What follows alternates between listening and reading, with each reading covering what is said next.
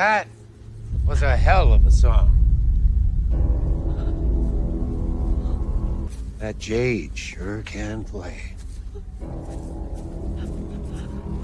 This didn't have to happen, you know. Back up. The knowledge comes with a cost. I did try to warn you.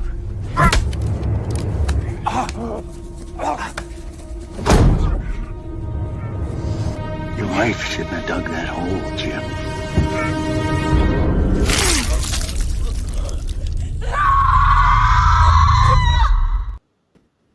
Oof, famous last words. Your wife should not have dug that hole, Jim.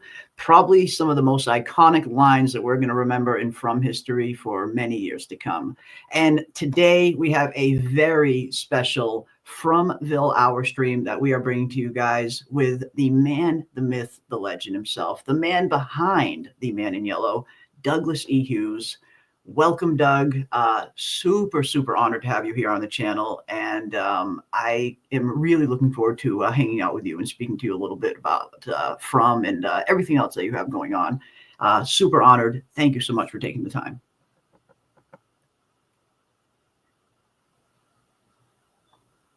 Oh, can he not hear me? Oh. Can you hear me? I can hear you. Yeah, sorry. Okay. Oh, no worries. Suddenly, every tab I had on YouTube was playing simultaneously. I had to shut everything down. I don't know what the hell was going on. Yeah, I found that to be a problem with StreamYard recently. Sometimes when you have YouTube tabs open and StreamYard tabs open, I found sometimes it can mess with StreamYard a little bit. I don't know. That's something they need to work on, I think. Yeah. But welcome. What the hell is going on? No worries at all. But well, welcome. I'm super honored to have you here on the channel. You've made such a huge splash into the From fandom, incredibly iconic. I mean, this is a show that I'm sure you are well aware of by now. The fans are super diehard, super into it. We love diving into these characters, into this world, and to see a character like yours come around and make the kind of entrance it did. It's been incredibly iconic. But I just want to thank you personally for taking the time out of what I'm sure is a very busy day for you and hanging out with us and speaking a little for a little while. Thank you for joining us. Hey, no biggie. I was just doing the laundry, so I'm good. Awesome. Love it. And again, a big thank you to everybody for joining us on this fine Tuesday evening. Tuesday used to be the nights that we did our From streams anyway, so this was actually very kind of just, it fits. I miss doing From streams. I miss the show so much. I cannot wait for filming to start and for us to start diving into the topics again. But this is such an awesome treat here, and I very much am thankful. Very thankful indeed. Well, it's a treat for me too. I love doing these. I really do. It's lots and lots of fun. Yeah, they are. They are a ton of fun. And of course, we have awesome people who show up every single week. And I always love to start by saying a big thank you to everybody in the chat. You guys have always been super supportive of everything we do here. I know you guys are all super big Fromily fans as well. And tonight we're going to hang out. We're going to hang out with the man behind the Man in Yellow himself. Get to know him a little bit and talk some From, and who knows where else these conversations tend to go. I like to keep it organic. I feel like conversations sometimes are better than formal interviews. Just hanging out with somebody, getting to know them a little bit. And that's what I like to try and do here. And that's kind of my approach to things. So yeah, we're going to hang out. I'm going to ask Doug some interesting questions because I know there are some questions that the From fans. I did submit a thing in our Discord and asked anybody if they had some questions to kind of email them to me. And I got a few good ones. So this is, I think this is going to be fun. But I do want to start off first and foremost by congratulating you. Congratulations on landing this historic role on this crazy show. Again, like the splash your character made coming into the show in the manner you did. I guess my first question is, were you aware of the kind of rabid fan base that was surrounding From, and did you have an idea as to how big of an impact that particular scene was going to have? Certainly when I read the scene, I did. But I had no idea about the fan situation whatsoever. I didn't find any of that out until after season 3, the season 3 finale dropped. And that's when I first started to get an inkling of it. And it was like, oh my God, what the hell is this? I really had no clue. And as far as From goes, I didn't really have a clue about From either. I don't know. I've told this story several times in interviews, but I actually auditioned for From before the first season. Oh, wow. And I read for a couple of different characters, and I got called back a couple of times, and then nothing. And at the time, I didn't know anything more about the series than what I could glean from the sides. Yep. But having said that, I have to say, even from the short scenes that I was given, I mean, my number one impression was, oh my God, who's the genius that wrote this thing? Yes. But secondly, and this is one of the reasons I felt that way. Secondly, I just went, it's very rare that you get a short scene like this, or scenes in this case, and without knowing anything about the series, without having any context outside of the very brief breakdown you get when you get the audition. Yeah. I still managed to get a very strong sense of at least the feel of this piece, you know, that came through in spades from that very first reading. The gravity of it. God, I would love to do this. Oh, wow. Unfortunately, didn't land either of the roles, and so I forgot about it. And I didn't have the streaming service that From was on, so I never got to see an episode. And almost exactly a year ago, I got a call from my agent one day. She said, somebody's doing an availability check for a TV series. Are you doing anything for the next month? And it's like, I'm not doing anything for the rest of my life. Are you kidding? Okay, well, keep it open. So about 3 weeks and change went by, and I hadn't heard anything, and I assumed that it must have been cast by then. And I got an offer to do a day's work on something. So I called my agent and I said, is it okay if I'm working this Friday? And she said, no, you're still being considered for this thing. I said, oh, okay. And initially I was told they were just going to cast from audition reels. So that's what my agent had sent in. But then she said to me, when she said, no, they're still considering you, she said, actually, they've decided they want to do some Zoom auditions, and they're going to be doing them on Saturday. So I got the sides, and it was for the finale, that scene. Wow. And when I read the scene, I went, oh, talk about making an entrance. Holy crap. You know? Right. And it was also when I got the sides, you know, around that time that I found out it was for From. And then the pressure was on, because I thought, oh my God. Even more. This is strike three. I can't mess this one up, you know. So I went on. And it was Jack that was conducting the audition. So did the scene. He gave me a little bit of direction. We did it a second time. He said, okay, thank you very much. And that was it. I was out of there. It was all of like 5 minutes. And then my agent called me about 2 hours later, and she said, you've been pinned. And what that means is they're considering you and probably a couple other guys. Yeah. And I said to her, thanks for ruining my day, because 9 times out of 10, when you get pinned, it goes to the other guy. Goes to the other guy. Yeah. It's the kiss of death, right? So that's it. Game over. And then about 10:30 that night, on a Saturday night, she called me up and she said, okay, you're booked. You're flying to Halifax 8 o'clock Monday morning. Oh, wow. And I was like, somebody pinch me, you know? So the following day, I was furiously, you know, doing laundry and packing and stuff like that. And I signed up immediately for Paramount Plus, and I managed to watch the pilot and the finale of season 1. And then the next day I flew to Halifax, and I had a costume fitting and makeup and hair calls and stuff like that. And then a fight rehearsal on the Tuesday. It was very busy those 2 days before we shot. And so I managed to get 2 more episodes under my belt, the first and last episodes of season 2. Nice. And that's all I had seen when I went in on the Wednesday afternoon to shoot that scene. Wow, that's an incredible story. I mean, especially where you're auditioning for the parts all the way back before season 1 even airs, and then for it to kind of come full circle like this years later, and for it to be this iconic of a role and this iconic of an entrance, that's incredible, man. That's so awesome to see. And I mean, I could not picture anybody else playing the Man in Yellow. Like after that entrance, after how iconic it was, the dialogue, the way you delivered the dialogue was just so beautiful. Yeah, I mean, they nailed it. MGM nailed it. I don't know what roles you were auditioning for in the beginning, but I imagine you would have nailed those too. But no, it is such an, and that was another question I was going to ask you, because it's, your character's on screen for about a total of 1 minute of screen time or so. And that's one thing I was going to ask, like, how long did it actually take to film that sequence? And I know you mentioned the fight rehearsal, because it's a physical scene. This is a scene with some physicality in it. And is that something you were used to doing? Oh yeah, I in theater I did lots and lots of stage fighting and did stage fighting classes in theater school and outside of theater school as well. So so that was all fine.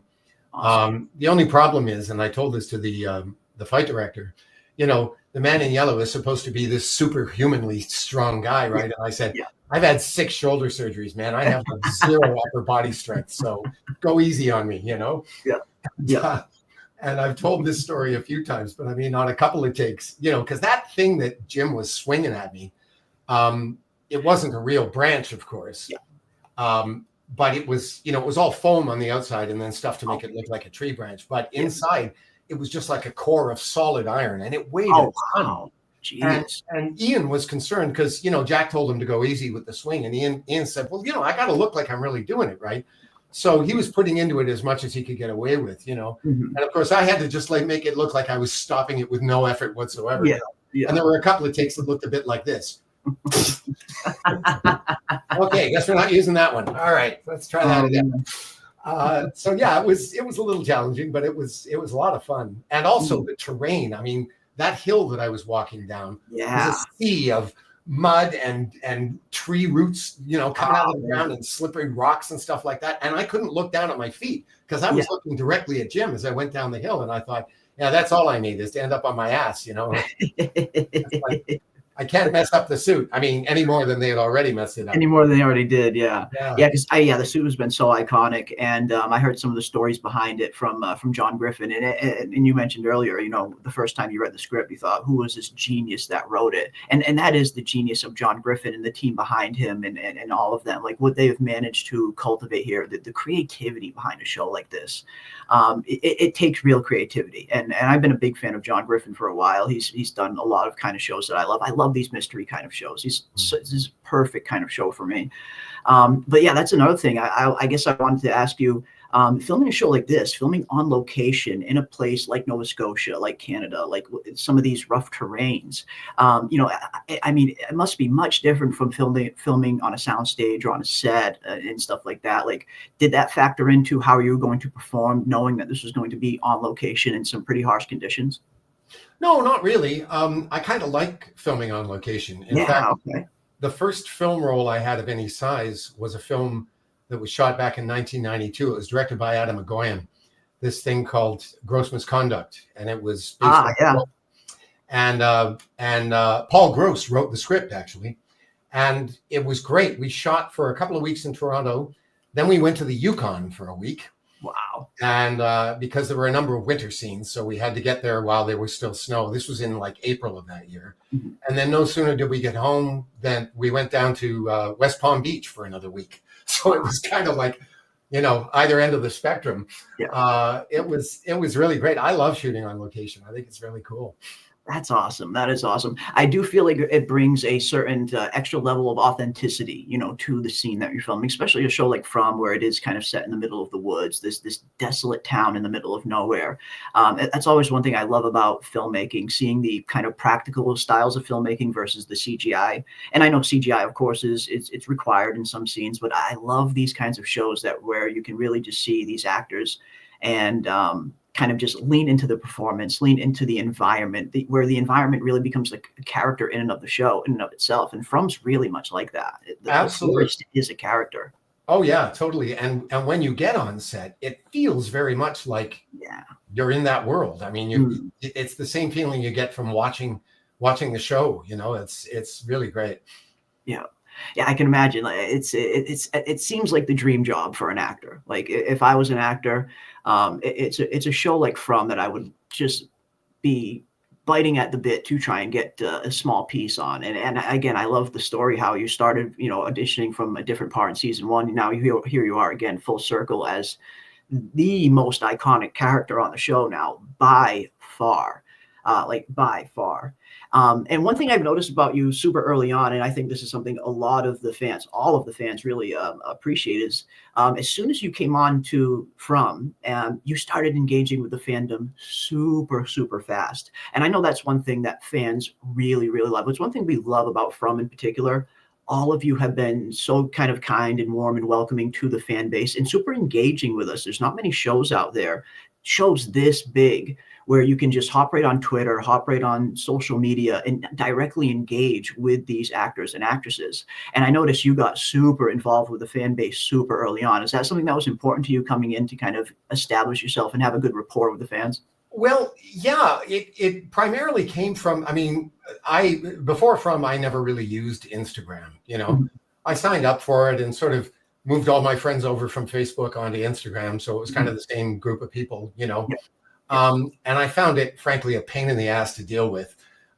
So after putting up a bunch of pictures and stuff, making a few posts, I thought, oh, this is nonsense. I have a much easier time on Facebook. Forget it. And then From happened, and I noticed that on Instagram, From has a huge presence. You know, all the cast, the producers, all there. Right? Yeah. And so I thought, okay, I guess I have to up my game here a little, you know. So that's when I started to make an effort on Instagram, because my Facebook account, which is really the only other social media I use, is private. You know, it's just for like family and friends and stuff like that. So this was kind of my one outlet. So I thought, well, I better make the most of it, you know. So. And you did. I mean, you 100% did. That's one thing I saw from everybody, you know, that, the actor playing the man in yellow, he's going around, he's doing all of these awesome interviews. He's engaging with the fandom super much. I believe you even joined the same From Facebook group that I'm in, which everyone was super excited to see you in there as well. And it's just always cool to see that, because again, it's not something we see too often these days, where actors are willing to kind of establish that direct connection with the fans. And I know that's something we all very, very much appreciate. It's been super fun. It's been a little easier for me because unlike all the regulars who've been doing this for 3 years and have a massive following on social media, you know, my following was a drop in the bucket by comparison. And so I had the luxury. And the other thing was I wasn't working when I got back. You know, I mean, I've had a few gigs along the way, and my writing partner and I have spent a lot of time working, but, you know, I've had lots and lots of free time. So I thought, well, you know, might as well make good use of it. So that had a lot to do with it as well, because I'm still, you know, like, I imagine things will probably change when season 4 gets here. But at the moment, you know, I'm really easy to find and really easy to reach, and I don't get a lot of messages. So it's easy for me to respond to people, you know? Oh, that's good. That's good. Yeah. And like you said, I imagine it's going to get super busy. Like once season 4 comes around, even once filming starts, I imagine it's going to get a lot busier for you. And again, this role it's just such an iconic role, such an entrance into a show. And I guess that's another thing that I would like to ask you. Coming into a show like this, that was already kind of 3 seasons established into its run, and being the new actor on set, like, what was that like? What's the dynamic like coming into this kind of this close-knit family? I imagine they welcomed you with open arms, but did you have a chance to meet the cast ahead of time, or did you only get to meet Ian? It was just Ian and Sarah. That was it.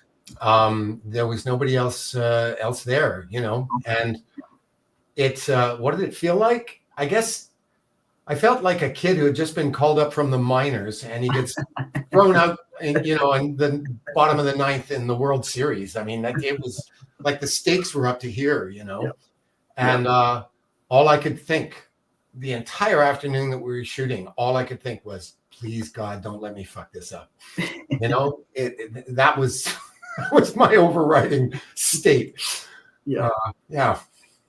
And you know, it's weird because you know, the cast is so tightly knit. I was just saying to somebody earlier today, you know, that going in next year and meeting everybody as a group, I'm going to feel a whole lot like the kid that just transferred into the new school. You know, yeah. And I mean, I have a feeling that will be a very, very short-lived process, because I just get the sense that they're an incredibly tightly knit group. So I'm really looking forward to it. Yeah, I imagine that's going to be a lot of fun. Like they do seem incredibly tight knit. I mean, it was even the Fatima herself who even came up with the phrase Fromily, which the whole fandom has adopted and has all kind of rallied behind. And it just shows you how kind of committed they are to these roles. And I can only imagine what it must be like to be a part of a set like this, of a cast like this, where they do seem like they're a very close-knit family. And I imagine, yeah, you're going to fit right in with them super well, and they're going to welcome you with open arms. They seem like the most down-to-earth people, a lot of them. And I guess that's seeing that you have seen. Now, you said you watched the first and last episode of both seasons before you had a chance to film the scenes. Since then, have you had a chance to go back and watch the entire series yet?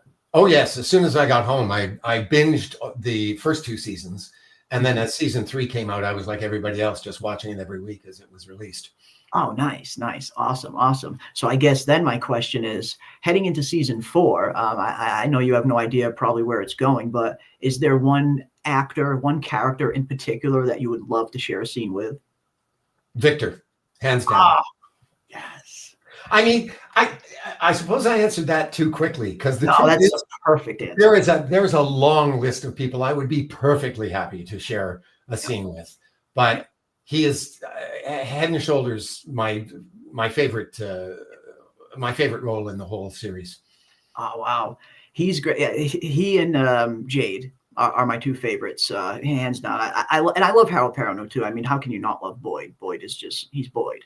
But something about Scott McCord, I loved how that's your answer, because if I could see the Man in Yellow doing a scene with one character I would like to see the most, it would be Scott McCord. It would be Victor. Not just because Scott McCord has crafted this incredibly multi-layered character where he just pulls it right out of him, where you really get the sense that you're talking to a traumatized child at times. Like, he really gets into that mindset incredibly well. And I can only imagine some of the things that he's drawn on for inspiration to kind of get into that mindset. Like, this is a role that not many people would be able to pull off the way he does. And I'm super fan of his kind of process and how he kind of gets into it. It's because you hear him talk in interviews, and he just sounds like the coolest kind of down-to-earth guy. You see him playing guitar and stuff like this. He's like such a cool guy. And then you see him as Victor, and it's just such a complete polar opposite from his personality. And it's like, wow, like he really has crafted something unique here, something very interesting. And knowing that Victor has been there for so long, that's the question I would like to see the most. Like, has Victor and the Man in Yellow ever interacted before? It truly boggles the mind when you start to think about the reality of Victor's life. Right. First off, the unbelievably traumatic experience of seeing that massacre and being the only survivor. Ugh. And being that young, and somehow he's managed to make it through all these decades to the present day. And I mean, he's had a little help presumably from the boy in white, but other than that, he's been on his own. He wasn't socialized. He didn't get a chance to grow up with other kids. He didn't get any of that. So, I mean, on top of the unbelievable trauma subjected to him at that tender age, you've got him living in complete solitude for God knows how long before somebody else finally showed up. I mean, I just can't get my head around that, Yeah. And this is the kind of the brilliance of what Scott McCord has crafted, but also what John Griffin has crafted as well. I mean, these characters are multi-layered, they're multifaceted. They have a lot of them have these really deep and traumatic pasts that we get to learn a little bit more of as the show gets to go on. Boyd in particular, like Boyd and Victor probably have the 2 most traumatic pasts on the show, giving everything that Victor's been through as you mentioned, such a young age, being subjected to that kind of torture and being left alone in this place. And that's why I really loved in season 3 when they brought Victor's dad into the show. Oh, one of my favorite scenes in the whole thing. Their reunion. Just tear your heart out, It tears your heart out. It really is one of the scenes that I will always most remember on From. And if anybody doesn't remember, I can give you a little refresher. That's because I know I love tugging at the tear strings of my chat every once in a while.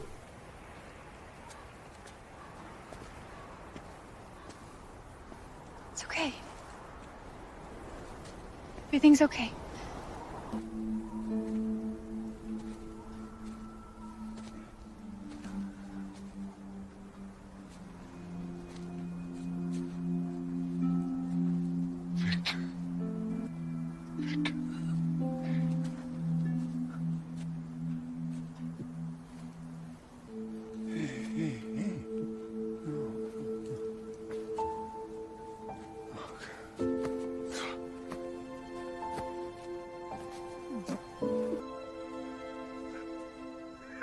know how to get home.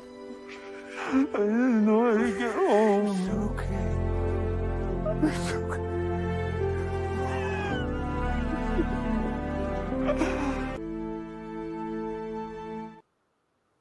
It's just, it gets you every time, and That's this is that's why really it's so good, isn't it?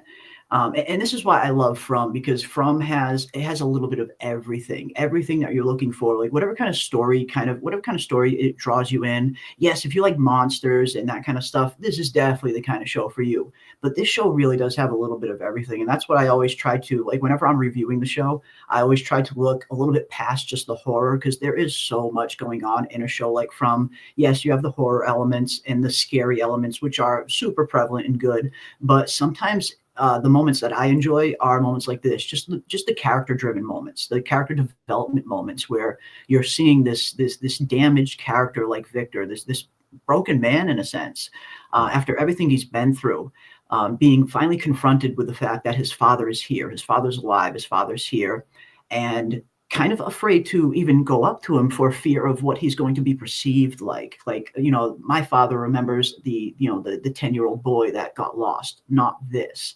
And you see Victor kind of trying to deal with that trauma of and that expectation of how is my father going to perceive me when he does see me. And I think Sarah was great in that scene, really helping Victor through it. But it's these kind of scenes that I really enjoy in From. I love the mystery aspects. I love the monsters, but for me, the best part of From, when it shines the most, are moments like these character-driven moments. I couldn't agree more. I'm not actually a fan of horror as a genre, to tell you the truth. Yeah. I mean, I completely accept it in this context because the show is just so good. Yeah. But for me, it's always been about the characters, their journeys, their interrelationships, all that stuff. They're such fascinating people to a person, but of them all, and this is one of the reasons why Victor is my favorite, I think he is the most complex. And Scott has arguably the hardest job on the series, and he never disappoints, Never. He never does. And you're totally right. I mean, getting into the mindset of a character like this, tapping into, trauma and real world things that everybody goes through on a day-to-day basis. I would imagine a role like this is a little bit harder to nail than your average role. Like, he does have to get into a dark place sometimes, mentally and physically, and be able to pull that emotion out of him every once in a while. And, Robert Joy as his father, I mean, you could not have asked for a better casting. I am so glad he is a part of the show now. He's super iconic. He's been in so much. Like, seeing him a part of From was such a joy. It was a joy, no pun intended. Yeah. Yeah. No, he's great. And, there's one other aspect to Victor's character, which, of course, is alluded to in that scene, and that is the unbelievable guilt he's been carrying around with him, because for all these years, he's thought that he was responsible for his mother's death. And that was the fear around meeting his father. He thought he was going to get disowned. I mean, it's just such a complex mix of emotions to have to juggle with in that scene. It is so much. I mean, and he's been thrown so much since the very beginning of this, beginning of the season. And I remember in season 2 when he first remembered that he had a sister, Eloise. And that was my favorite performance on the show up until this season. Up until season 3, when I saw the reunion between him and his father, that was my previous favorite performance on the show up until that point. Him finally, having this memory come back to him that he had a sister that he feels like he failed to protect. He feels like he let his mother down by letting her go, by not going after her, by being too scared to stay behind. And just seeing him kind of get to these places where he's able to pull out this kind of emotion, and it feels so raw and so real and just coming straight from the vein even. I never get tired of seeing him on screen. The guy is a genius. He's an absolute brilliant performer. Brilliant. Yeah, I couldn't agree more. Yeah, absolutely great. Robert Joy is phenomenal. And what is up to Julie B Deep Dives? Welcome, and welcome to everybody in the chat. PM Philosophy, good to see you as well. Good to see everybody this evening. We are hanging with the man, the myth, the man in yellow himself. And yes, I do love peaches as well. Victor does love his peaches. It's going to be a little tough for Victor going forward now that he's out of peaches. I mean, and that was one thing that was always kind of fun with the fandom. We kind of sat there and thought, when did this peach truck arrive? It must have arrived before him. If he was alone all those years back then, like, he had what, 40 years, 4 decades worth of peaches to snack on this whole time, and now it's gone. It must be tough to have that one constant gone, like that one thing that you was always there for you in this nightmarish landscape. You always had your peaches, which I imagine was a little bit of a kind of like a safe comfort for him. Well, on the plus side, they were well past their best before date. A good thing, That they were. I imagine they were not too ripe, or very ripe, I should say. Very ripe, I should say. Now, do you have a favorite monster? I mean, I know a lot of people. We did a monster ranking stream once on the channel, and it ended up being super popular in terms of us ranking some of our favorite monsters. Do you have a most memorable monster scene, or do you have a favorite monster yourself? I honestly haven't given that any thought. I loved the scene where Boyd managed to kill off Smiley. That was really marvelous. I also liked the scene where he had to make that Hobson's choice between saving everybody else and saving Randall. And he had to leave Randall alone to the monsters. But I think probably my favorite monster scene, and far and away the most disturbing, was when they handcuffed Boyd and forced him to watch them kill Chen Chen.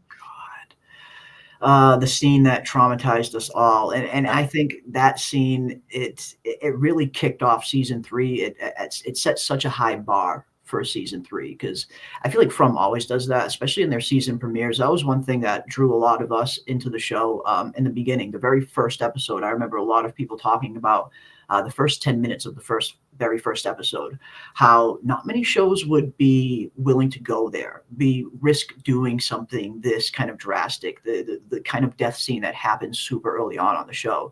And when I saw that, I thought, oh wow, this is a show that is not afraid to take risks every once in a while. And you need to be able to have that kind of mindset in today's landscape, where there's so much good stuff out on TV. You want to be able to stand out, and you want to be able to have a compelling story that draws people in. And that was one thing I remember so many fans talking about, was how the first 10 minutes of that first episode just completely hooked them in the first time they saw the monster and what happened with poor Megan. And I guess, did you have a similar kind of experience seeing that first scene? Did it leave you that profound impact, I guess? Well, I guess my initial response was like, oh, that's where this lives. That's where it's going. That's where this show is. Good to know. Yeah. But of course, I had already read my scene, so I guess I had some idea of what I was going to be in for. But still, it is, as you say, it's a really risky way to start off. It is. And they don't just take risks in that regard. I mean, they take emotional risks as well, and intellectual risks. I mean, the fact that, as you say, you've got the horror element, and then you've got the character element, and then you've got the mystery box element, and juggling all three of those, that's an incredibly complex process. I was very glad I got to meet John on the day, John Griffin, because I got to walk up to him and say to his face, "You're my fucking hero." Just because, and I heard an interview that Scott McCord did where he described I heard about an interview where he described his first audition and the way he responded to the scene when he first received it. And I thought, that's exactly what happened to me. I had exactly the same experience. It's just that good, Yeah. It really is. And this is why I do think From is the most unique show that's on, where there's nothing really else on that's like From, that has all of these multi-layered elements. Some people might see it on the surface and see the horror elements. And I know there's a lot of horror fans, which is great. I'm a bit of a horror fan myself. It's not my favorite genre. I'm usually more of a fantasy guy myself. But seeing what From has managed to cultivate, and how they do have just everything that anybody could be looking for. If you're not a horror fan, you're gonna find something in this show that you're gonna like. Like, it does have a little bit of everything, and that's what's so great about what they've crafted. And I totally agree with you, John Griffin, what he's managed to create here. And especially in today's landscape, where I do feel like there's a lot of great shows, a lot of great movies coming out, but I also see a lot of stuff that's usually coming out based on a pre-existing source material, a reboot of a previous franchise. This is why I really love From, because it's new. It's unique. It's original. There isn't some book you can go and read and get all the answers to. There isn't a previous film you can watch and figure out the story. It's something completely new, completely original. And I think that makes From that much more fun to watch, especially for us kind of diehard fans who love diving into the show and the characters and the mystery and theorizing where it goes, what's going to happen. This is what kind of elevates From above just about everything else that's on TV right now, is because it's so new, it's original. It's not too often where I see a just really brilliant original concept like this come around. You know, you really have to get hold of a megaphone somewhere and repeat that message for all the conspiracy theorists online who seem to think that everything in From has come from some other source. It makes me nuts. It really does. It's like, folks, give the man some credit. He's a more talented writer than that, you know? Yes. And that's actually a really good point. Because I mean, it's one thing to take some small inspiration for things, from things. I'm sure every writer takes some small inspiration from things that are meaningful to them. But yeah, this is John Griffin's baby. Like, he crafted something so new, so unique, so original here. And that's why I really respect everything he does. I mean, I do feel like he's probably one of the most brilliant writers working in the industry today. I can't wait to see what he does after this. I'll be closely following his career for the rest of my life. I can't wait to see what the guy does next. He really is a genius for him to kind of just pull this whole world out from nowhere with all of these incredibly fascinating characters and this kind of deep, rich lore history that is kind of permeated From. And yeah, you do see a little bit of that in the fandom, where fans are always going to naturally try to compare things to previous experiences. But it's like you said, I mean, he deserves all the credit in the world. He created this thing. It's not like he took it from anywhere. This is his baby. And I love that. Love that. And I think a lot of the things that people are taking as clues in the series, things like the Pym book and Maboose and all that kind of thing. I think all that stuff is just nods from John to things that he's read in the past and enjoyed, and as you say, have perhaps inspired him in one way or another. They're not clues as to where I don't think they're clues to where the story is going to go or anything like that. That's just his, little Easter egg saying, here's some of my faves, folks. Something I used to like. Yeah. No, I do kind of take it that way too. Especially there's one that had been going around ever since the beginning of the series with the numbers 48, 4 and 8. And you got whole sections of the fandom kind of diving into these rabbit holes, which can be fun. It's fun to theorize, and it is a big part of what the fans love to do, and I love to do it myself too. But I see this in particular, and I know John Griffin as and Jack Bender in particular, who again Jack Bender is my favorite. By far my favorite TV director. I love everything Jack Bender does. The guy is such a genius. And I know that he and Stephen King are friends and big fans of one another. And you see the 48s all over the place. And I try telling people, I'm like, guys, I don't think there is anything behind these 48s. I think this is just a wink and a nod to Stephen King. He was born in 48. He's got the big 48 on his mansion, on his gate. It's just a wink and a nod. It doesn't necessarily have to have anything to do with the plot. It doesn't necessarily have to have anything to do with where the story is going. As you said, it's just a little wink and a nod to some of his favorites. I've told this story a few times before, but it's quite apropos of what we're talking about. Many years ago, my writing partner and I were working on our second play, which is a murder mystery. It's called A Party to Murder. Oh, awesome. We've been working on it for a little over a year when she called me up one day and she said, they're doing an Agatha Christie, because we wanted it to have that sort of like an Agatha Christie feel. Nice. We hadn't really read any Agatha Christie's in preparation for this or anything like that. It's just like that was the genre we were aiming for. Yeah. So we've been working on this thing, as I say, for about a year. And she called me up one day and she said, they're doing And Then There Were None at the Shaw Festival. We should go and check it out. This was before I started working there. It was actually the year before I started working there. But anyway, I said, yeah, for sure. So we went down. We called and reserved a couple of tickets for a matinee that Sunday. Went down, went to get our tickets, and they had made a mistake and booked us for the evening show. And I said, no, I asked for tickets for the matinee. They said, well, we're very sorry, but the matinee is sold out. We could put you in the latecomers booth. And we said, yeah, that's fine. As long as we can see the play, we're cool, Yeah. So they put us in the latecomers booth, which turned out to be a really good thing, because about 5 minutes into the show, the two of us were going, oh my God, we stole Agatha Christie's play and we didn't even know it. was like unbelievable. And Then There Were None takes place in a cottage on an island, as does A Party to Murder. It's about a group of people who are called there who gather together, as in Party to Murder. They all receive threatening letters, as in Party to Murder. And then there is a power failure and all the lights go out. And it's the same thing in Party to Murder. And then they start to die one after another. And it's like, what the hell? How could this happen? Yeah. So when the play finished, we went across the street to this Italian restaurant and ordered dinner and a bottle of wine and poured 2 huge glasses and just looked at each other and said, what the hell are we going to do? What are we going to do? And I said, well, we're not trashing a year's work. I don't care what you say. Like, there's no way, And it's like, yeah, but like, we're going to get accused of plagiarism. I said, I don't care. We didn't plagiarize it. No. So I said, okay, here's what we do. We get ahead of this. We acknowledge the connection. So right up front. So in our play, it's a group of people who get together to play murder mystery games every Halloween. Ooh, okay. And they're written by their host, who is a mystery writer himself. He's a very famous mystery writer. And he writes these games for his friends every year just as a fun thing to do. So we decided to call them the Mousetrap Society.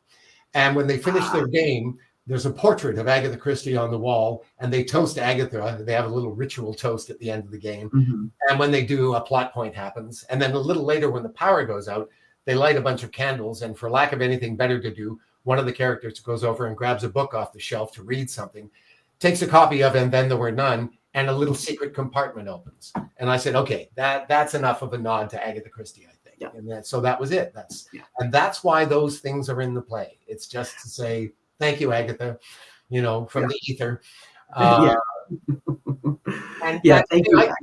With the response that From has got, like with all the stuff that I've been seeing online, I can't help thinking, if this group of people went and saw that play and were familiar with Agatha Christie, it would be impossible to convince them that we didn't steal it. And it had absolutely nothing to do with that play at all. So there you go, Yeah, sometimes things like that just happen. Sometimes you get a creative story and it just happens to be similar to another story, and what can you do at that point? I think you guys handled it in the best way you possibly could. Kind of acknowledge the connection, a little wink and a nod to Agatha Christie, knowing that you kind of wanted to portray a similar vibe, and I think that's the perfect way to handle that. Because, like you said, you can't just scrap a whole year's worth of work, all that time, blood, sweat, and tears that you pour into something. You can't just scrap that. So I guess I would like to ask, because I know that you do have these upcoming plays. When is your next play, and where can people catch it? I don't have an answer for that, actually. If you go on the Concord Theatricals website, they published our first 5 plays. Our plays were published by Samuel French, but Samuel French has been bought out by Concord now. They bought out the Thames Whitmark collection and the Andrew Lloyd Webber collection, and forget who else, Rodgers and Hammerstein, and they're all under the umbrella of Concord Theatricals now. And if you go on there, you can now. I can do this as an author. I don't know if you can do it just as a customer, but there's a map on there where I can go and I can see all the productions of our plays that are happening. But there aren't any big productions anywhere going on right now, unless you happen to live in Poland. We've got 3 productions going on in Poland right now. 2 of them are at repertory theater companies where they've been playing for about 3 years now. Yeah. And the other one is a national tour of our first play, which started in the fall of 2023 and is going at least till the end of this year. I don't know if it's going to continue after that. But there's nothing coming up. Now, our most recent play, our most recently published play is called Deadline.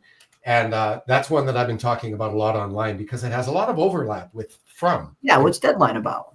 It's about these 2 playwrights who are hired to ghostwrite a murder mystery that was being written by their mentor, this great, think Stephen King, this great mystery writer who has died in a mysterious house fire just before his latest play is supposed to be opening on Broadway.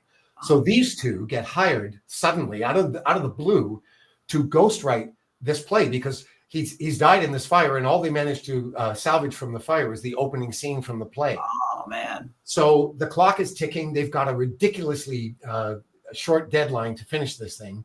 And so they take these first 25 pages and they sit down and they read through them, trying to get into the world of the play. And on stage, because this is a stage piece, they have a little office, and that's just a small truck unit on one part of the stage. The rest of the stage is taken up with the play within the play. As they're reading the set description at the very beginning, we see the set appear behind them, and it all takes place on a yacht that's circling around the Caribbean. Ooh. So we see the yacht, and then as they describe the various characters, we see the characters appear. And as they start to read the dialogue, we see the characters mouthing the lines, and they actually get up and take on the roles of two of the characters, and they join the other characters as they're reading the script. And they get to the end of the first scene, and they run out of dialogue, and all the other characters on stage freeze, and they look at each other and go, okay, back to the drawing board. And they turn to go back to their computer, and the office is gone. And they discover that they're on the yacht, and that somehow they have found their way into the world of the play. Whoa. So it's all, how the hell did we get here, and how do we get home? Sound familiar? And then people start dying one by one by one.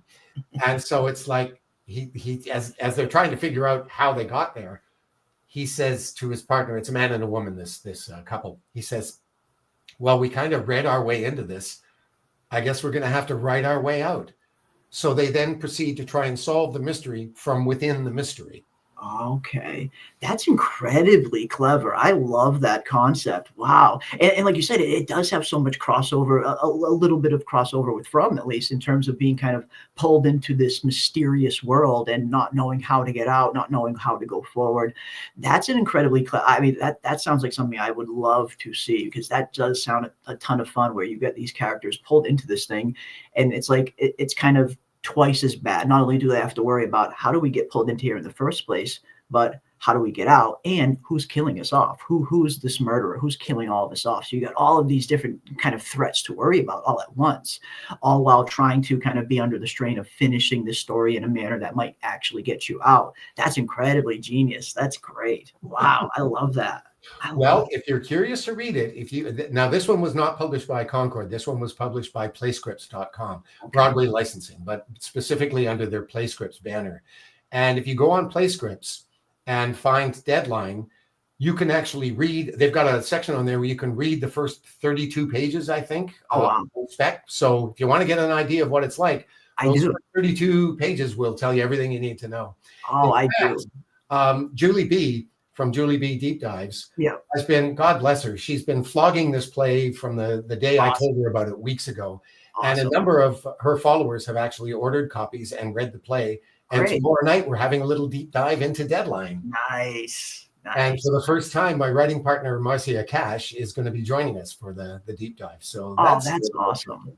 That is awesome. Because I imagine that is something that From fans would like. Just hearing the premise of it, just hearing the concept, that definitely sounds like that would be something that From fans would be into. So yeah, I'm going to order one myself too. I definitely want to read that. I'm not going to miss that. I'm definitely going to have to catch that one out. No, that's incredible. And I'm sure most of you are probably already subscribed to Julie, but if you're not, definitely give her a sub. And you guys do not want to miss that, diving deep into Deadline. Yeah, I'm definitely going to have to read that, because that does sound like a ton of fun. That's the perfect kind of story that I love diving into. That kind of has a little bit of that mystery aspect, a little bit of the murder mystery. And I love that. And just seeing the process behind writing, it has been very intriguing for me. I've been, writing small stuff for as long as I could remember, mostly A Song of Ice and Fire stuff, because that's kind of where my main passion lies for George R. R. Martin's A Song of Ice and Fire. That was kind of what I first built the channel around when I first started it. I've since kind of dove into other things, and I'm so glad I have. From is probably what I have the most fun covering now. But no, I've always really enjoyed that writing process, and to see a cast of characters, a group of characters going through that in real time, trying to come up with an ending to finish this story. And I imagine it's a little bit different, because it's not just like you're writing a story. You're writing a story that you yourself are actively involved in. So you're going to have biases, and you're going to have ways you're going to want to approach things. So that must be so complex to play with. Well, it's interesting, because I mean, it is a murder mystery. Well, we bill it as a comedy thriller, because there's a fair amount of comedy in it too. Good. They're both pretty witty, these two writers, Yeah. But it's really a metaphor about the writing process. So I think any writer with their salt would get a kick out of it, because it's like, oh, I can so relate to this, you know? I can imagine so. I mean, because I imagine at one point or another, every writer has been in a similar position where, you start off with this great beginning, and then you start to think, okay, how am I going to tie this up? How am I going to close this up? I know, I love George R. R. Martin. He's my favorite writer, but we have famously been waiting a very long time for his latest Winds of Winter novel, going on 13 years now. And he takes as long as he needs to take. I don't mind that. I'm sure it's going to be well worth the wait. But you can see it. Even the most experienced writers, even the most advanced writers can get to these points where, okay, how do I connect these dots? How do I connect A to B? How do I bring this thing home? How do I stick the landing? And now that just sounds like it's such an interesting, just an interesting concept, because like you said, it is one giant metaphor for the writing process and being involved in it directly. Yeah, 13 days, very 13 days. The irony is that when I first had the idea, I was actually doing a play that had been directed by my writing partner, Marcia. She's a director when she's not writing. Oh, awesome. And she directed me several years ago in a Ray Cooney farce called One for the Pot. Wow. And Ray Cooney, he's kind of famous for, I mean, he was a very famous farceur. I don't even know if he's still with us. If he is, he'd be very long in the tooth now. But yeah, he wrote a ton of plays back in the 50s and the 60s and the 70s, and was kind of the toast of London with his farces. But he was the kind of writer who, if he had a choice between having a scene make logical sense and getting the laugh, he'd go for the laugh every time. And so when to sit through a Ray Cooney farce, your suspension of disbelief is like up to here. It has to be, because there's just so much stuff where it's like, oh, come on, man. He had like 3 double scotches in the last scene, and now he's stone cold sober. How the hell do you explain that, right? It drives actors crazy when you work on these things. And when Marcy and I started writing together, our first play was a farce. And in fact, we used a Ray Cooney farce as a kind of template for how to structure the thing. Yeah. But we resolved right from the beginning. It's like, we are not going to do that to our actors. We're going to make this thing as actor friendly as we possibly can. Because at the time when we wrote the first one, we were both actors. She hadn't started directing yet. And so we totally approached it from an actor's point of view. And we made sure that everything, it made logical sense. The characters were consistent, all that kind of stuff. But here I am doing a Ray Cooney farce, and I'm sitting backstage one day listening to one of the more ridiculous scenes. And I suddenly had this idea. I thought, what would life be like if the rules of a Ray Cooney farce governed reality? What would that be like? And then suddenly I just had this idea flash in my head of this actor in a farce doing a scene, and then he makes his exit and he goes out the front door into what he's expecting to be the wings. And he finds himself on a front lawn somewhere. Oof. Like, what the hell is this? And he goes back on stage, and the fourth wall is now in place. There's no audience. And he eventually realizes that he's stuck in the world of this crazy play.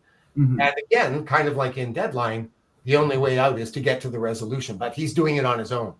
So I was really excited when I got this idea. And as soon as I got home from the show that night, I called Mars and I threw it at her, and she said, I think it's great, but I think it's a murder mystery. And I said, oh my God, you're absolutely right. That's like so much better. And so that's how it came about. Oh, that's awesome. That is such a good story. And yeah, it's nice to see how these things evolve too, from conception to when you actually get to that finished product and you're actually getting ready to put it into fruition. And that's something I always love to see. I just love the creative process and everything about it, from that very first conceptual outlined idea, seeing how much a story evolves as it goes through these different phases, and then seeing the ultimate final finished product and how different they can sometimes be between, from where it started to where it ends up being. Because sometimes things won't translate from page to screen, and you'll have things you need to adjust and adapt. But I love how you specifically are kind of gearing things towards, for actors, because I feel like those kind of projects are always the ones that kind of have the best vibe to them, I guess.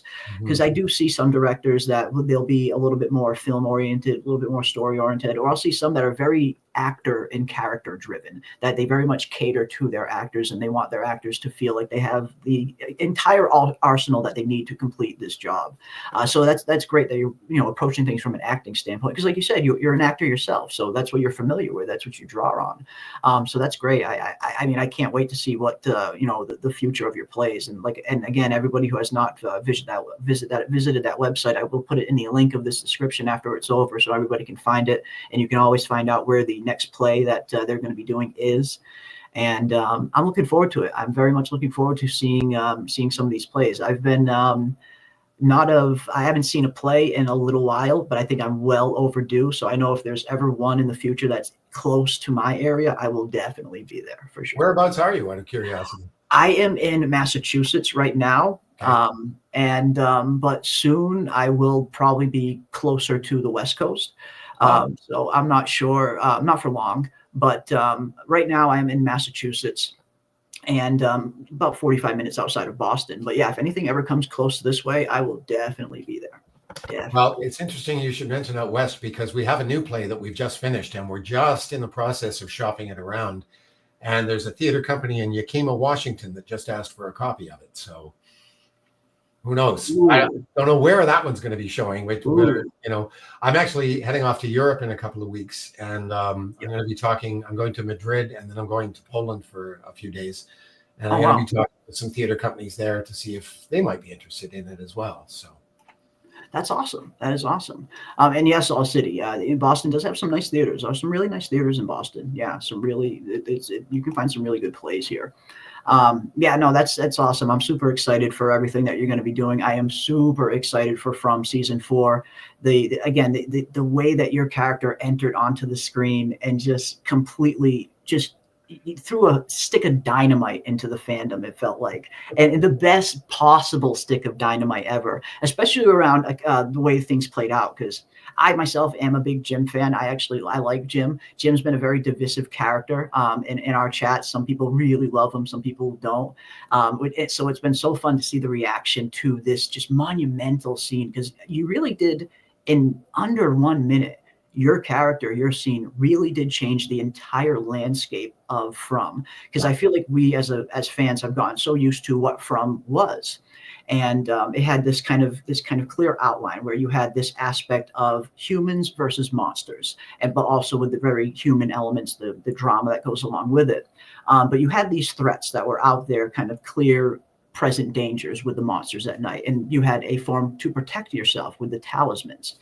But now I feel like the whole show has kind of been turned on its head in the best possible way, with a character like yours coming in, where I think the first thing that the whole audience noticed right away was, holy cow, he's out during the day. This is not a monster. This is not one of the monsters that we know. This is something else. This is something different. It instantly had that vibe like, okay, this is a bigger threat. This is a much higher level of threat. So to see it happen the way it did, and to see that scene play out the way it did, see the reaction of the fans who have been loving it. I mean, there's been probably more talk around the Man in Yellow than any other character on From, and you were only in one scene. Like, that's how much of an impact your character has had, and that must feel so good as a performer to know that you know people have taken to your performance in such a profound way, and to know that you just single-handedly you have completely changed the landscape of this show. That must feel super interesting.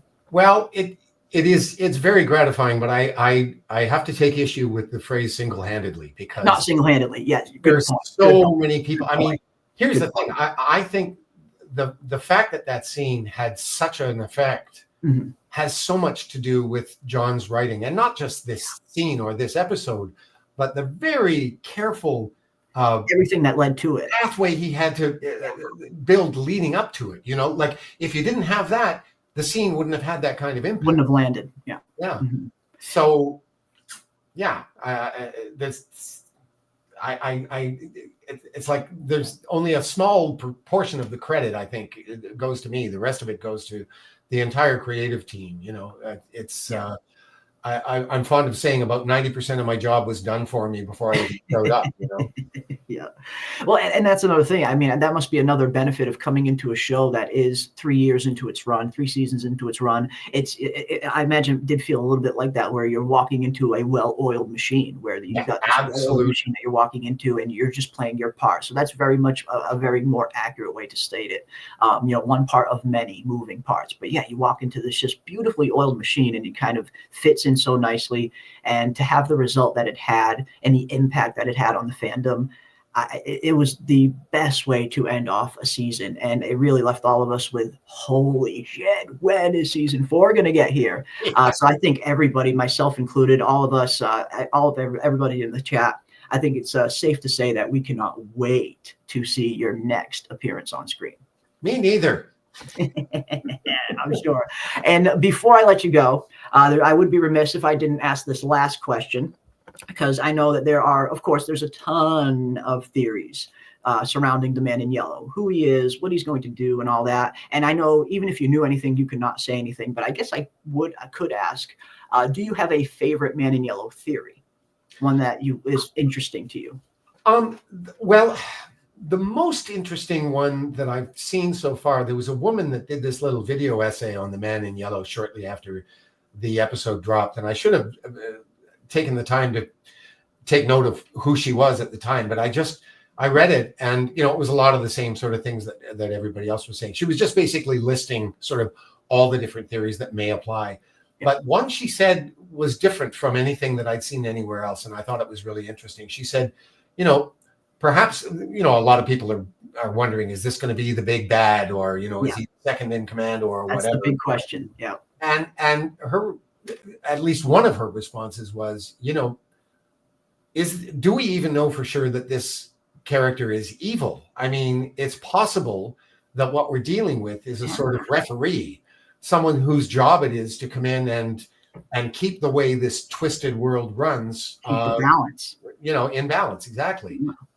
And if it gets too far askew in one way or the other, he's the guy who gets called in to straighten things out, Mm-hmm. And I thought, yeah, that's got a lot of merit. I mean, is that going to be the right one? I don't know. I have no idea. I literally don't know any more about the Man in Yellow than you do. Yeah. I read what was in that scene, and that's all I got, Yeah. So. Yeah, no, and that's one thing that's been interesting that I've been hearing a lot of the actors say about From is John Griffin. He plays things a little close to the chest. Him and Jeff Pinkner both, and which is understandable. When you have a show that's kind of so predicated around this mystery aspect, and he has a very clear vision that he wants to execute. I do hear a lot of actors saying that, where they kind of get enough information to complete the scenes they need to complete, and that's it. They don't know what's coming next. They don't know how the story is going to end. And I guess, does that make it more exciting? Going into a role where you don't know what's going to come, and maybe it's like less pressure, or would you prefer knowing where it's going to go from an acting? No, I don't need to know where it's going to go. Okay. I'm perfectly content to be surprised as anybody else. What I'm more interested in is, where has this guy come from? Where'd he come from? Yeah, that I don't know. and John and I have been exchanging emails, trying to get together and have a little chat about that. And he made some passing reference to the coming season, and how he can't say a lot about that. I said, I don't care where it's going. It's not that I don't care. I'm as curious as anybody, but I don't need to know that stuff. All I need to know is whatever background information you can give me that helps inform the choices I make, so that what I'm doing is in line with the character you've drawn. That's it. That's all I need, and anything more than that only complicates the picture anyway, from an acting point of view. Yeah. Yeah. No, and that makes sense. I think that makes perfect sense, where you don't want too much future information in you, but having a backstory, it can help ground you. It can help get you into the mindset of this character, where once you realize who a character is and you realize their motivations for doing things, I feel like it's a lot easier to predict or get into the skin of that character, because you know them, their personality, what they've been through, their motivations. So yeah, I think that's the perfect way of putting it, where knowing the backstory, where this person has come from, is probably much more vital to the acting process than knowing where it goes. You don't need to know where it goes. You just need to know where he's been. And I think that's a perfect kind of approach. Well, imagine trying to play Victor without knowing his backstory. Oh my God. Right. Oh, Jeez. I mean, yeah, I mean, how do you draw on this trauma if you don't know the trauma that you're drawing on in the first place? Exactly. You know, Exactly. yeah. But no, I like that. I like that theory because a lot of people did kind of jump right to conclusions that, okay, the Man in Yellow, this is going to be the big bad, the main villain of the show, second in command, wherever he might be. But no, I like that, the devil's advocate look at it, where maybe this guy isn't evil. Maybe he is just filling a function, filling a role, maintaining a balance where if one side gets a little too far or one side gets a little too much, he comes in and restores order, kind of thing. I think that would be a very interesting twist on the character, where so many people are expecting him to be this big villain character where maybe he's not. And we hear him, some of the dialogue he says to Jim. I mean, he say, "I tried to warn you, Jim. He did try to warn you. Your wife should not have been digging this hole." So no, I think that's a really interesting take on the character, and I think that's one of the more interesting theories out there, that maybe this isn't some big bad villain. Maybe there's something more going on here. Maybe he is filling a purpose, filling a function. So that's brilliant. That's a brilliant theory. Whoever came up with that one, it might be my new favorite. Yeah, like I say, I wish I'd caught her name at the time so I could, give her props, because I thought that's very clever. But yeah, I mean, the idea that instead of being immoral, this guy is truly amoral, Yeah. it would be an interesting way to go. But I guess we'll find out when season 4 shows up, I guess we shall find out when season 4 shows up. All of us cannot wait for season 4. I mean, I'm sure you're looking forward to, finding out where your character's going, finding out when filming is going to start and all that stuff. It's been such a fun show to follow. I've been loving the show ever since the very first episode. And again, seeing a character like yours enter into the show in the manner in which he did, and really kind of change the landscape a little bit and kind of give us all of these kind of new things to theorize on, where now we're heading into new territory, where this is something different. This isn't a monster. This is something totally new that we haven't seen before. Again, huge congratulations to you on landing this just incredibly historic role.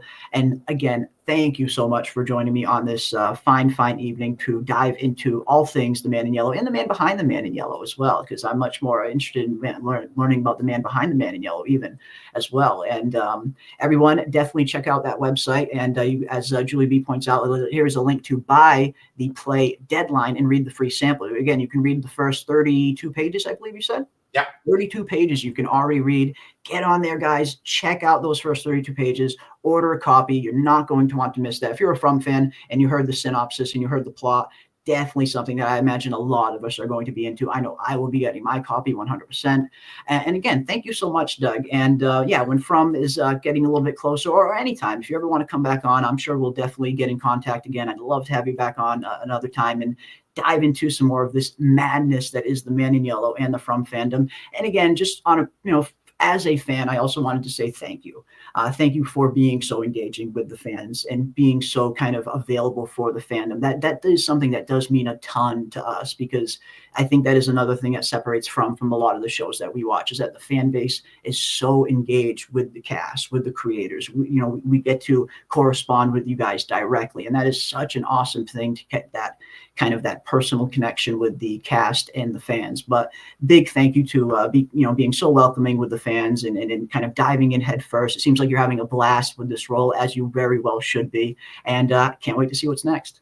Well, and thank you for having me. It really is a pleasure doing this. I just I love connecting with people, and because I've told this story many times before, but when I was working at the Shaw Festival, Tuesday nights were Talkback Tuesdays, and in all 3 of the theaters, 2 of the actors from each show would stick around afterwards and field questions from the audience. Oh wow! And a lot of the actors weren't crazy about doing it, because you tended to get a lot of the same questions over and over, like, how do you learn all those lines? And how do you ever get the 2 different shows? Because it's a repertory theater, everybody's in 2 different places. Do you ever get the 2 shows confused and stuff like that, right?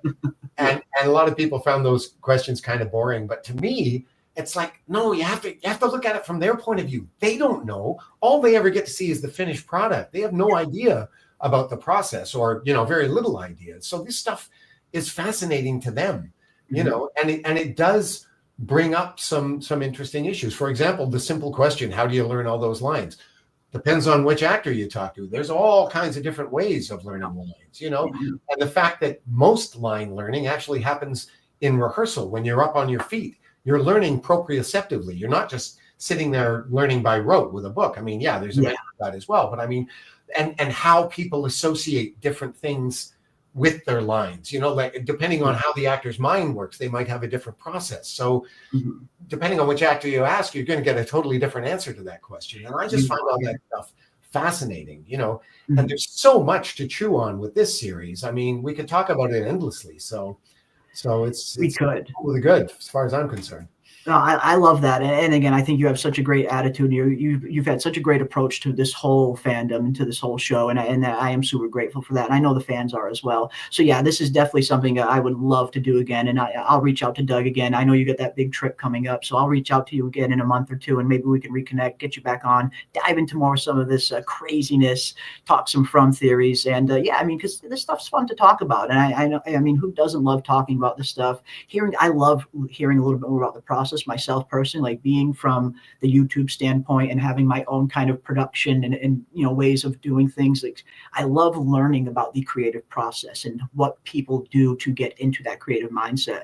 And I'll never forget it. I saw a video once of Andrew Lincoln, who used to play Rick on The Walking Dead. And the way he used to prepare for a scene, like anytime he had an intense physical scene that he would get in, he would have this kind of ritual that he would do on set right before the scene. And it got him into that mindset and seeing that process, like seeing what this man went through, because he's such a method actor too.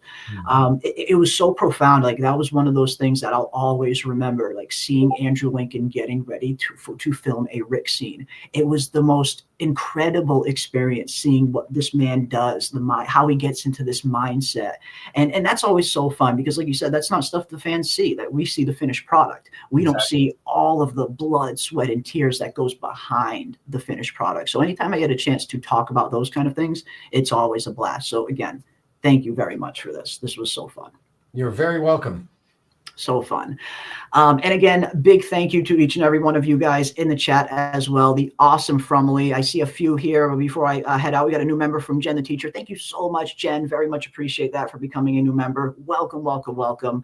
We got Darren Wagner for $2. Thank you so much, Darren. Yo, Doug, great job, homie. Yes, I mean, he did such a great job. Again, this is such an iconic role. I can't remember the last time I've seen a scene that is literally around 1 minute in screen time have this much an effect on a fandom. Like that's how profound this entrance was. 43 seconds to be precise. 43 seconds, under a minute. Like it's so crazy, under a minute, and it has created hours and hours and hours of just such fun content for all of us to dive into and discuss. So it's so cool to see that. And again, thank you, Robert Saunders, as well, for the gift of the 5 memberships. That is incredibly generous of you as well. And yeah, I'll reach out to Doug again in a month or two, and I will definitely we'll schedule something where we can get him back on. And before I get him back on next time, I will put out another kind of little thing in Discord. If you guys have any specific questions that I can ask, if they're appropriate and fit, I will definitely get them in there, because I know the fans love talking about this stuff. We love talking with all of you about all of this stuff, the creative process, the show, your personal kind of experience. All of it has been an absolute blast. And again, cannot thank you enough. And of course, big thank you to each and every one of you in the chat. That is going to do it for us tonight on the Fromville Hour. It felt so good to get back on here and talk From. We've been covering Severance on the show, right, on the channel recently. I don't know if you've had a chance to watch Severance, but if you haven't, really phenomenal show that Ben Stiller's putting on Apple TV. I have. Yeah, I've been watching it. I think it's great. So good. They're approaching their season finale, so we're gearing up for that. But I always love diving back into the world of From. From is probably what I have the most fun covering here on the channel. So yeah, would definitely love to reconnect at some point, get you back on, and dive deeper into all of this crazy Man in Yellow stuff. Well, speaking of fun, if any of you out there have been following the adventures of the little Man in Yellow, he's going with me to Europe. So there'll be lots of pictures, lots of updates. So, if you follow me on Instagram, or in the Facebook groups, you'll be seeing a lot more of him. Good. I know he's been a huge hit with the fans, this little mini Man in Yellow. And I even saw the little mini Jade one that was made as well. Like super talented. Like some of the talent that goes behind some of these things is just amazing. But that's awesome to know that he'll be going to, he'll be hopping across the pond. I imagine it's going to be his first trip to Europe. I imagine he's going to love that. And yeah, we look forward to seeing, some of the photos and skits that come out, because those have been a blast. Yeah, good stuff. Well, thank you very much for having me. And yes, I would be happy to come back anytime. Awesome. Thank you. I very much appreciate that. Very much appreciate that. And again, big thank you to each and every one of you. I hope you guys enjoy the rest of your week as we head deeper and deeper and down the rabbit hole as we wait for From Season 4 to come back around, which I know we are all super excited for. And anytime some more news comes out definitively about where From is headed, and you know that I will be live diving into all of it. And again, I'll be getting Doug on again, and we will continue to have some fun while we kill some time and wait for From Season 4 to come around. Why not? Dive into some of this stuff and have some fun. But thank you, each and every one of you, and we will see all of you guys on the next one. Good night, everyone.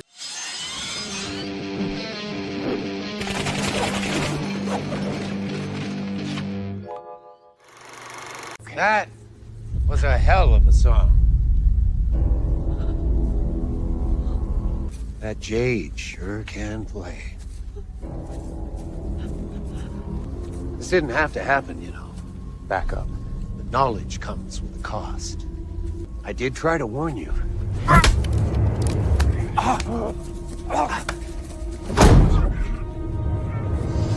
Your wife shouldn't have dug that hole, Jim.